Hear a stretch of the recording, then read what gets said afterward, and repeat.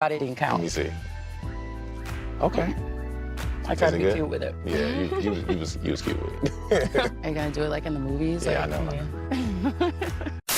Hey guys, and welcome back to Little Blair, but you know what time it is.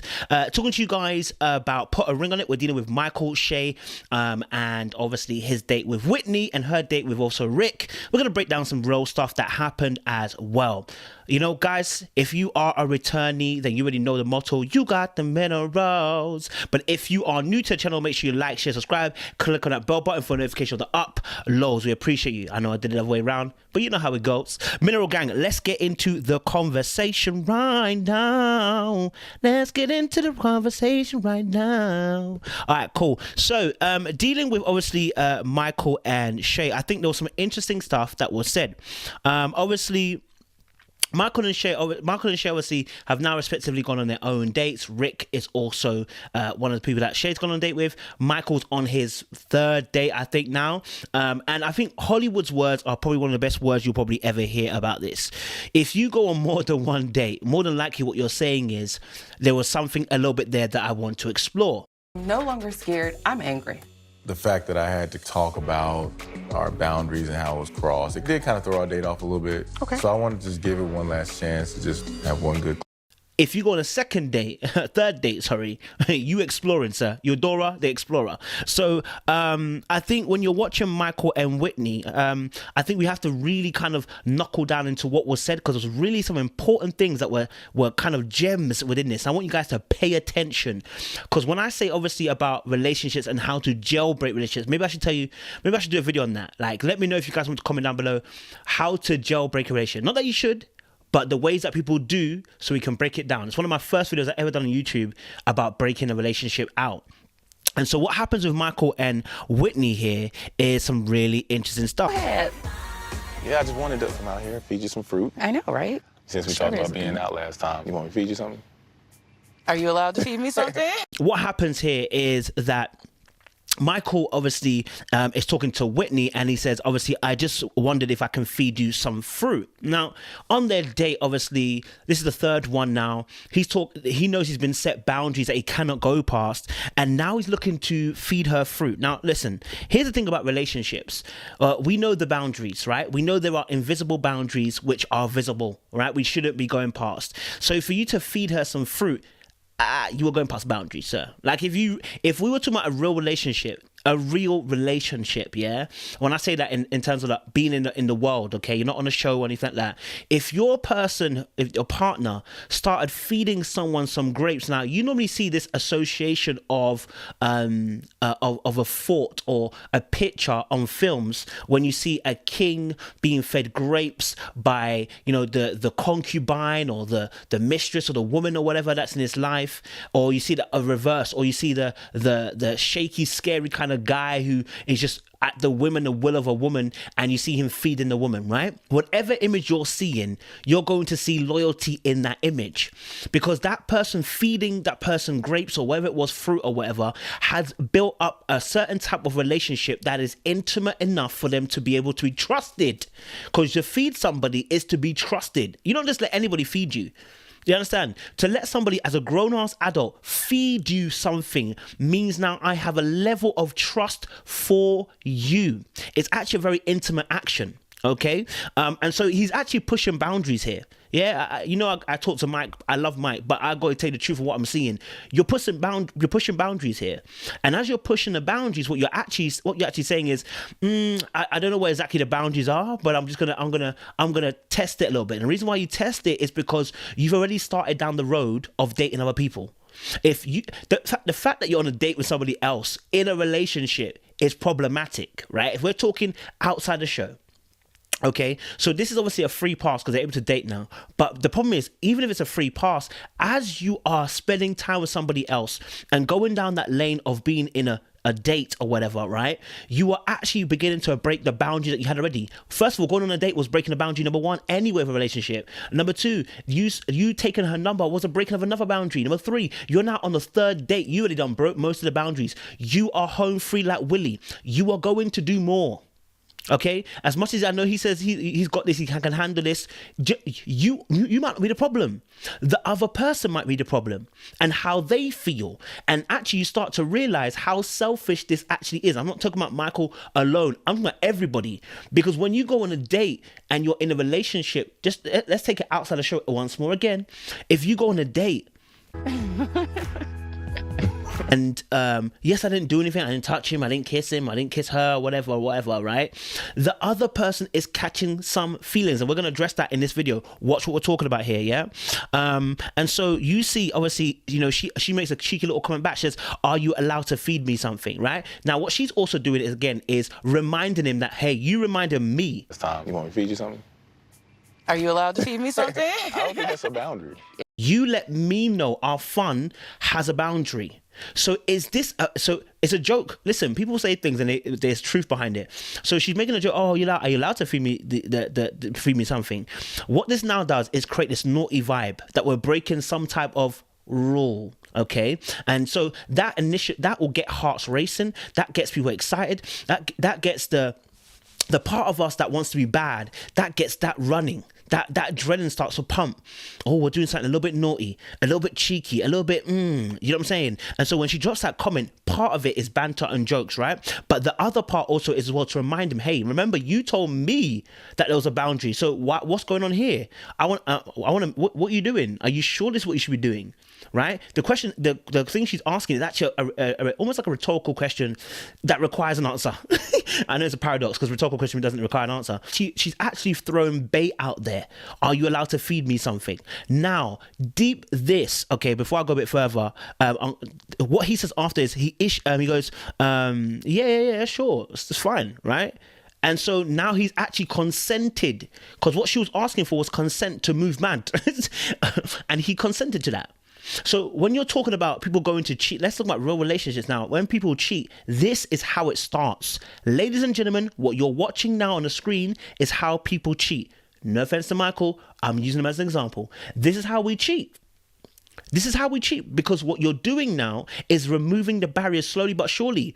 She's asked you a question because she's trying to see where is the boundary now, because you established it as, okay, no communication, which means basically anything around that area where we're going to get too comfortable, where we think we're doing something, you're putting a boundary on it. I started this process. We definitely started talking about some real issues. Like, I'll be honest with you, like our Issues relationship between the two of you? See that obviously Whitney was just kind of testing to see, is she allowed to cross this boundary before she goes any further, yeah?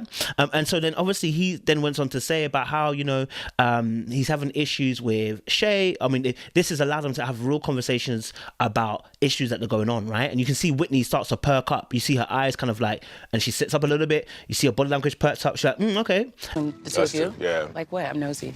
One of the biggest problems we have is I believe Whitney is very sensitive enough to know that she wasn't necessarily being, when I say nosy, she's being nosy on specifics. Why do I say that? They had a date earlier on, in the early episode, right, where I said to you guys that where she asked about something, I can't remember what it was, and she said, you know, I think she even kind of suggested, can I ask or whatever, right? Can I ask? And she was sensitive about asking about it. Here, she says, issues between you both, like what? I'm nosy. So here, it's not sensitive, right? It's not, oh, do you care to share? This one here is like issues between the both of you. Oh, okay. Look, I'm nosy. What's going on? Talk to me. What she's actually saying here is that, hey, okay, this is an opportunity. Why? To sow a seed of discord. I'm not trying to bash Whitney. The game's a game. You started it by going on a date, so she's gonna end it. This is a chance for her to sow discord, and also to see where she's at in the relationship in between herself and Michael and Shay. Because if he then starts saying, oh, things are going bad, then she's able to steal more yards in his life. If things are going good, then she has to back off a little bit. Do you get what I'm saying? So the worse it gets, the more she feels that she can get closer. Right? And so she... The two of you? Yeah. Like what? I'm nosy. One of the biggest problems we have is that... you know, she wants to see if the relationship is cracking enough for her to step through and enter into the position. Right? And so so he goes on to explain the problem. Now, here's the thing. If you're watching this and you're in a relationship, this is how cheating starts. I'm going to say it again. there are emotional doors that we allow people into, right? But obviously the premise of this thing is that they're already on a date. So they've already opened that door. But you have to be very careful who you tell your business to about your relationship. Old me would not care if you're in a relationship.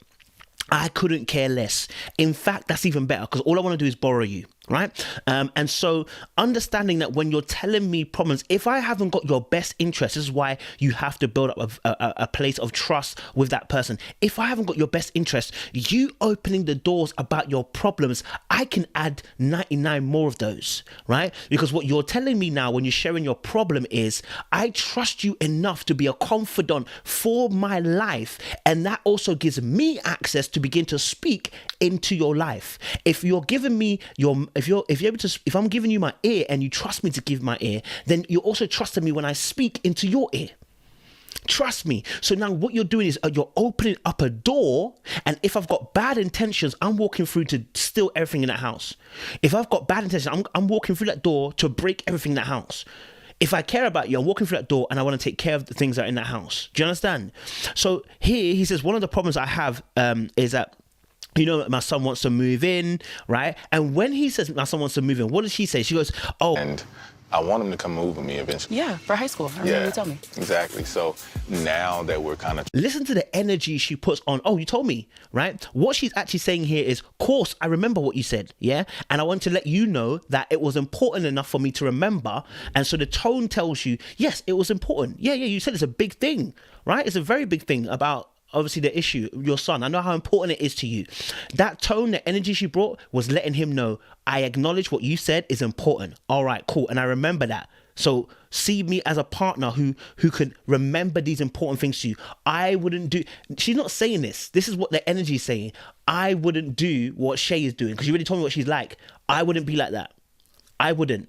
So now listen to the tone. Okay, then she goes on to say, and also with that as well, she's paying attention. That means the tone also shows that she's paying attention to what you said previously, right? And like I said, the emphasis shows how important she feels it is. And if you see her glare, it intensified, you know, the anticipation of what he was going to say, okay? That is a tough one. I mean, I told her, I was like, if you make me choose, it's not going to be you. You know, I can't do that. You know what I'm saying? Nobody would do that. Nobody. The face that Whitney makes is like, I don't explain it. It's like, almost like, well, didn't I warn you? Like, of course, there wouldn't be a choice. You know what I'm saying? Like, you know, you're right. How could she think it would be her? She's like, yeah, well, I mean, yeah, absolutely. Of course, yeah, obviously, duh. Yeah, of course it's going to be your kid. Like, again, it's subliminal, but it's like, yeah, of course. And it's actually two things. One, of course, like, Michael, I don't even expect you to even have this choice. This shouldn't even be a conversation. Part of her mind is thinking, this shouldn't even be a conversation. Like, you would never have this problem with me, right? And number two, the other shot is like, I don't know how a woman would think that there'll be a choice to make between your son and her. Of course she's going to lose. If you make me choose, it's not going to be you. You know, I can't do that. You know what I'm saying? Nobody would do that. Nobody would. I mean... And her face was like, yikes, when he said, obviously, it won't be you. Right? And that just shows you where she's understanding, okay, yikes, but yeah, I understand it's not going to be you, do you know what I mean? Like, you're going to have to make this choice, but it shouldn't have to be made anyway. Like, why is there even a conversation? Like, that's what I feel like it's going through her head at a time, innit? I were with Mike, I would have no problem having his son live with me. I mean, why not? When she's saying these things in the confessional, she's really asking, like, why would this be an issue? Like, wondering why does Mike still even have this choice? I was thinking about, you know, the texting thing and all that other stuff. And it kind of had me wondering, like, what happens if you start to like me? This is where we're going to see where Whitney stands in the relationship between herself and Michael, where she sees herself. Because some of the things that she says, now if you pay attention to and listen to what she's saying, you'll hear where she stands. She goes, I was thinking about the text situation. Okay, here, hold on. First of all, she's thinking about the what? Text situation. Why? But the text situation is sorted. There's a boundary. Right? So why was she thinking about it? Because she wants to remove the boundary. Okay, cool. I was thinking about the sex situation and what happens, and listen to this carefully. What happens if you start to like me? Why not if I start to like you? Why did you put him there? If you start to like me or we start to like each other. I've been wondering that too. I can't lie. We've been on a few dates now. Yeah, exactly. You know, I like having you around. Like, this is our third day. We'd probably be Much. And the reason why it's a very, very clever way for us as human beings to protect ourselves, right? Because what we try to do is try to mitigate the risks of being rejected. So what she's doing here is doing an assessment, a damage assessment to see where what Michael is going to respond with here. So if she says, obviously, what happens if you start to like me, he is either going to consent and confirm what she said, or he's going to reject it. She actually tried to put him in a two-way trick. It's what we call in Connect 4, we say two-way trick, where you've got the person locked in. If he goes left, he goes right, he still loses, right? And so what she's forcing him into is a decision, or forcing him into a point, to make a point, so that she knows exactly where he stands. One of these things is, I call it battleships. Yeah, it's for you to be able to establish where somebody stands. So where she said, obviously, what happens if you start to like me, instead of saying what happens if I start to like you, it means that all the ball is actually in his bag. So he can say, well, if I start to like you, then it is what it is, right? Or if he says, oh, no, I'm not going to like you, so it doesn't make a difference, then she knows where she stands.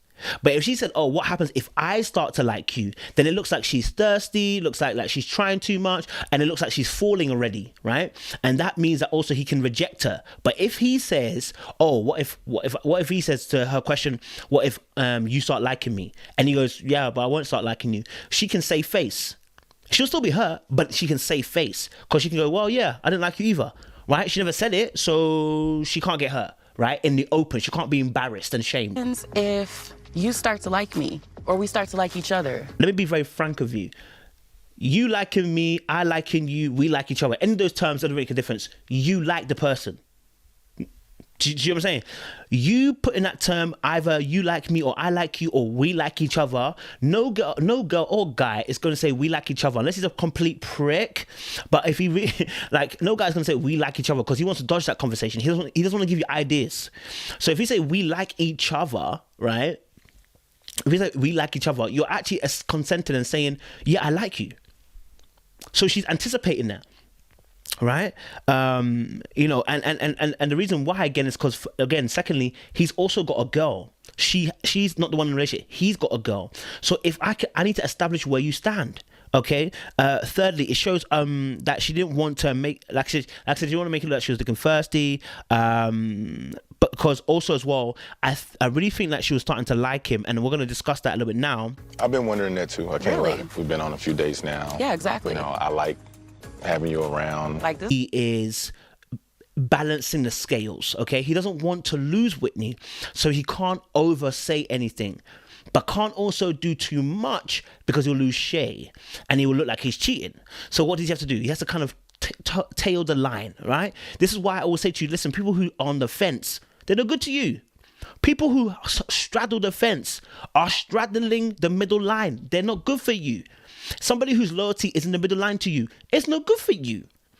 Do you know what I'm saying? Because you won't know where they stand at the end of the day. So here, when he says, obviously, you know, I've been wondering the same thing and I like this, and then goes on to say, having you around, what he actually, in a sense here, is saying is, I need to think about what I'm going to say, because I need to balance the scales and make sure I don't say too much that gets you thinking for sure that I'm with you, but I can't say too little so that I don't lose you. I also can't say too much, because that will make Shay rethink her strategy and think, whoa, he must be trying to move on. And you want to make sure that you're able to eat your cake, have your cake and eat it. So he's balancing the scales at this point. That's why he paused. The pause was to give him time to think about what he was going to come out of his mouth, because if he said the wrong thing, he could lose this connection with Whitney. Doesn't say enough, he can still lose Whitney. Do you know what I'm saying? He says too much, he could lose Shay. So he's been very, very conscious about the words that he's saying. So I like having you around. You see, he didn't even say I like you. He was going to go there, and then he realized what that would mean. He said, no, I like having you around. Because now it's like, okay, I didn't say I like you, but I also didn't say that I don't like you. I've been wondering that too. I can't lie. We've been on a few dates now. Yeah, exactly. You know, I like having you around. Like, this is our third day. We'd probably be... So I said some type of like. So that should keep you at bay for a little while, until you're ready to realize that I'm not really fully committed to this relationship. Right? Pay attention to this, ladies and gentlemen, because this is what boys will do to you. It's what girls will do to you in situationships. Because right now, it's a situationship. Just being real. All right, cool. And so she goes on and puts a bit more pressure on him. She goes, Like, this is our third day. We'd probably be much further along. if we were able to communicate. Like, this should tell you everything you need to know. She is feeling him in some way. Now, she could be playing acting and just trying to drag him out of a relationship. That's also possible, right? But let's just take it as she likes him. So this is our third date. We'll probably be much further along. See the vision? See the vision? She's already ahead of you. She's already gone. She's already thought ahead of you. She's saying, imagine there's a third date. Imagine there's a third date. She's already thinking ahead. Why? Because she's already there. Like, if she's not thinking about you and her, right? She's not having a vision in the future. Why would she need to have a vision in the future? Why would she have the vision? Do you know what I'm saying? So she's not asking you, do you have the vision? She's saying herself, if this was a third date, we would probably be much further. What further, sis? What further, sis? Because you like him.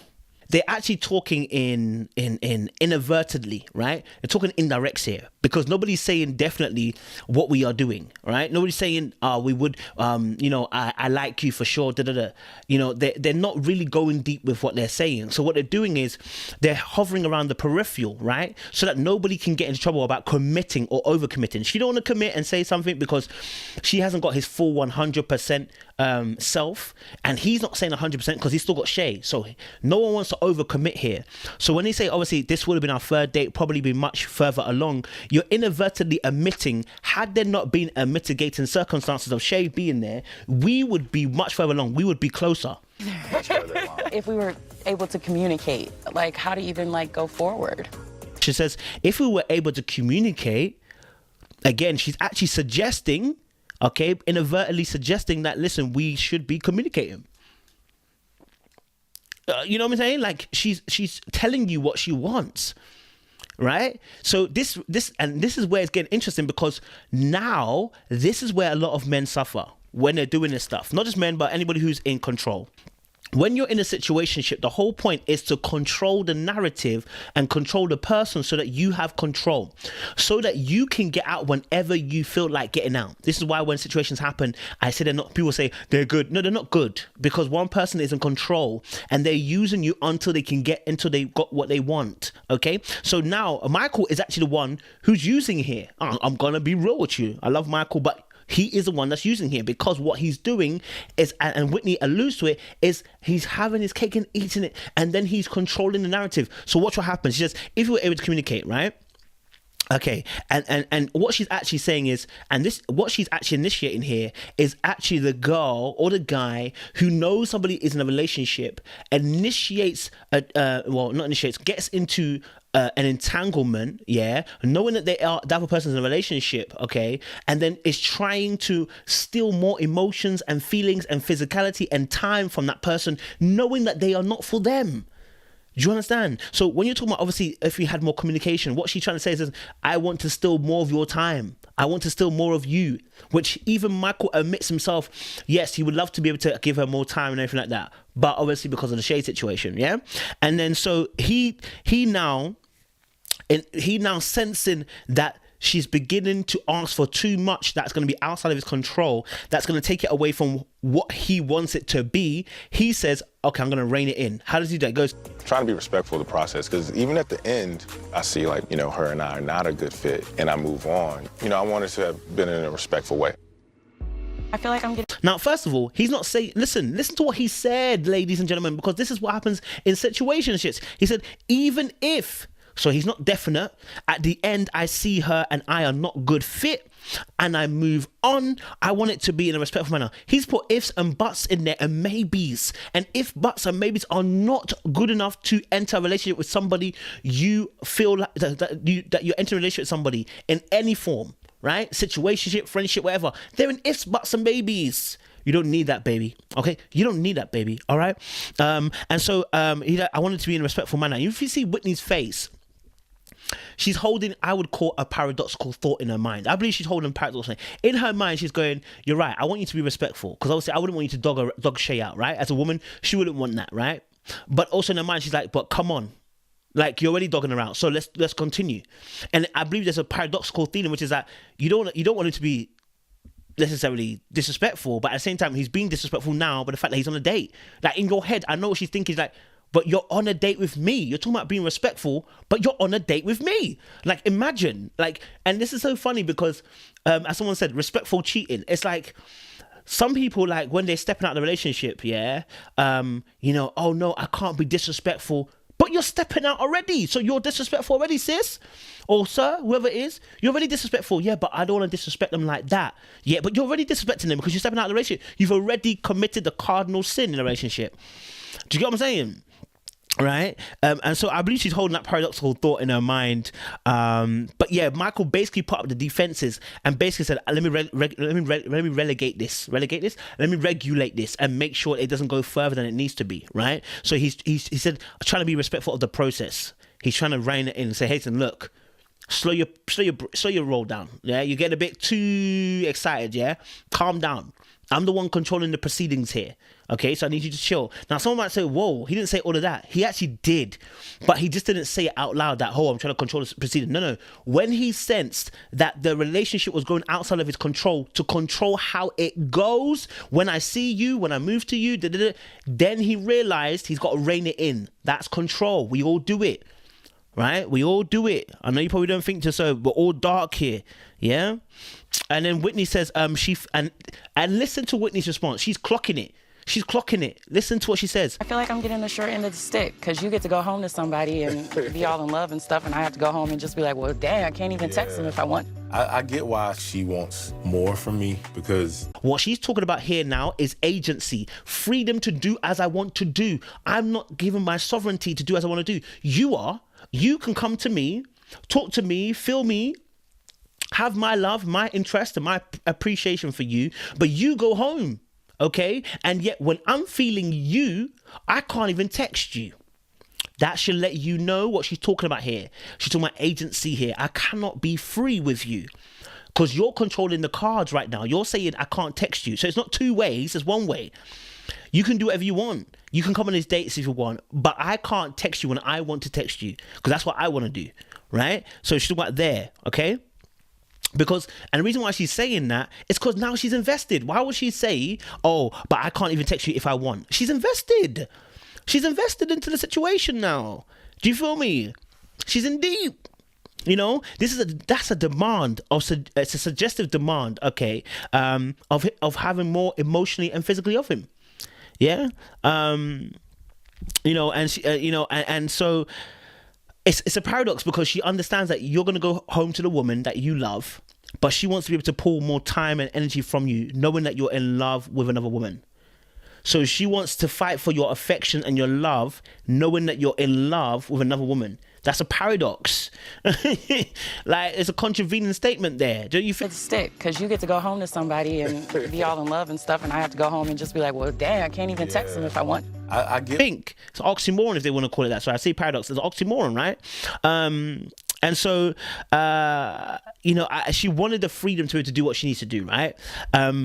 And then she says at the very end, maybe, you know, when they're talking about their colors of their tops or whatever, she was like, maybe it was meant to be, right? This girl is, either she knows what she's doing, or she really is feeling my guy.